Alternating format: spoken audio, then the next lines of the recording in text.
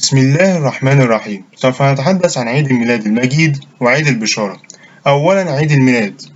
يحتفل أقباط مصر بهذا العيد في 29 من كياك، وهو ذكرى ميلاد السيد المسيح، ودائما يوافق يوم الاثنين.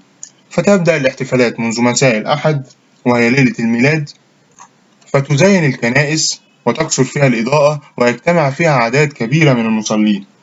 وكان النصارى يظهرون بهجتهم وسرورهم بهذه المناسبة بإضاءة دوارهم بالفوانيس الملونة البديعة الصنع، وبداخلها الشموع المصبوغة.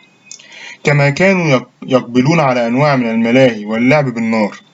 وكانت الأسواق تزداد بالفوانيس والشموع والمشاعل في هذه الليلة. وبلغ من قصة عرض الفوانيس في هذه المناسبة في الأسواق أن النصارى كانوا يتصدقون بها على الفقراء.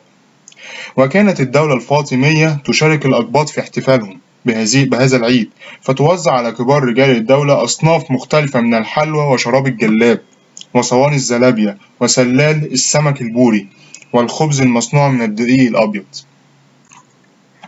ثانيا، عيد البشارة. وهذا العيد أصله بشارة جبريل مريم بميلاد المسيح.